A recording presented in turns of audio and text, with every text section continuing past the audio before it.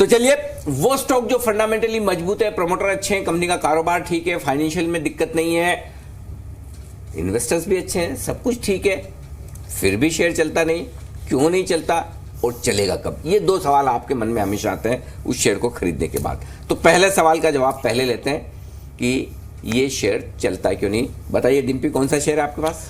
अनिल जी, आज शेयर है टाटा ग्रुप की कंपनी है रैलीज इंडिया।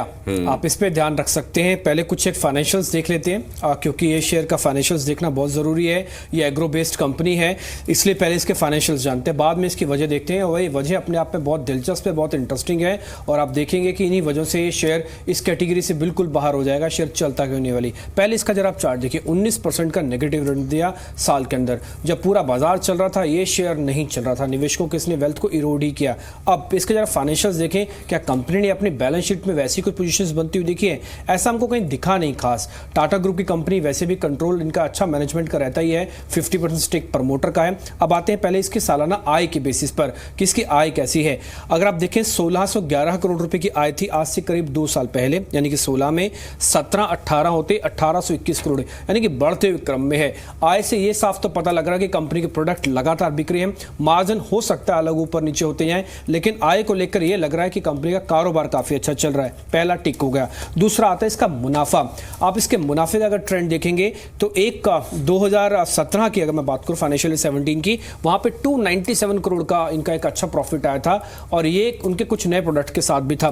लेकिन उसके बाद जहां पे थोड़ा प्राइसिंग का फैक्टर दिखा, थोड़ा एग्रीकल्चर ग्रोथ भी थोड़ी कम हुई है, लेकिन मुनाफा अभी भी 150 करोड़ का मेंटेन कर रहे हैं। अगर आप ऑन एंड एवरेज देखेंगे इसका मुनाफा, तो करीब करीब कंपनी 150 करोड़ रुपए से ऊपर का मुनाफा मेंटेन करती है। ये दूसरी इंपॉर्टेंट बात है। तो मुनाफे को लेकर भी कोई बड़ी दिक्कत नहीं, कोई कंपनी घाटे में नहीं आई है। अब आते हैं इसका कर्ज। क्या कंपनी पे कर्ज था? एक्चुअली कर्ज था भी कम, लेकिन वो क्रम बहुत इंटरेस्टिंग था। धीरे धीरे करके अपने कर्ज को कम किया। 16 में जहां पे 90 करोड़ रुपए कर्ज था, आज कम होते होते सिर्फ 22 करोड़ हो गया, और आने वाले साल में 17 करोड़, और हो सकता है 20 तक ये डेट फ्री हो जाए। इसलिए ये बहुत इंपॉर्टेंट है, टाटा का नाम जोड़ना, डेट फ्री होने की तरफ बढ़ाना कंपनी का। ये रैलीज इंडिया को बहुत तेजी से ऊपर लेके आ सकता है। तो 3 ऐसी चीजें थी, कर्ज, इसके आय, इसकी मुनाफा, ये हमको सब कुछ ठीक लगा, और वैसे से कह सकते हैं कि शेयर के अंदर कोई खास दिक्कत तो नहीं होनी चाहिए। तो ये सब कुछ अच्छा है, अच्छे इन्वेस्टर्स हैं, अच्छा पेरेंट है, टाटा जैसा ग्रुप है, बिजनेस बढ़िया है। ये फिर डिम्पी इंतजार किसका कर रहा है? किसके बोलने पे चलेगा? एक्चुअली इसकी खबर ना, अगर आप अनिल जी देखें तो भारत की सरकार और चाइना की सरकार से भी कनेक्टेड है। असल में चाइना से मैं इसका कनेक्शन आपको बताता हूं। चाइना बहुत बड़ा सप्लायर है केमिकल का।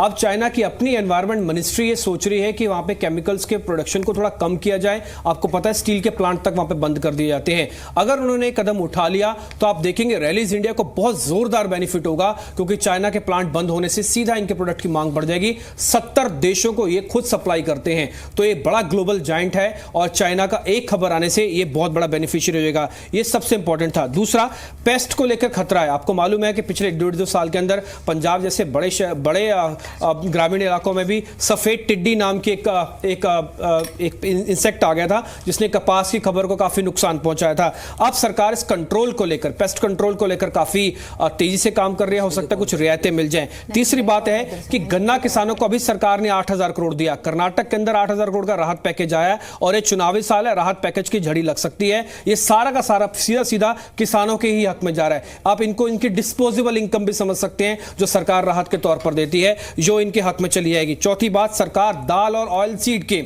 किसानों को कुछ राहत देना चाहते हैं। मृत्युंजय आपके साथ जुड़ जाएंगे, आपको बता भी देंगे कि सरकार दाल को लेकर थोड़ा सा किसानों को फायदा देना चाहती है। और दूसरा, इसका दहेज का एक प्लांट शुरू हुआ है, ये इसी साल ही शुरू हुआ है, जो पिछले साल तक नहीं था। इसका बेनिफिट इसको मिलेगा। वहां से फार्मा के केमिकल्स बना रहे हैं, जो कि इनको अच्छी ग्रोथ देगा। फार्मा भी आप देख भी रहे थे, फार्मा के अंदर शानदार मूव है, और घरेलू निवेशकों का करीब 18% ज्यादा होल्डिंग है, करीब 1 से 1.5% तक की मजबूती उन्होंने और बढ़ाई है। तो सारे के सारे फैक्टर ये इंडिकेट कर रहे हैं कि रैलीज एक जोरदार मूव दे सकता आगे।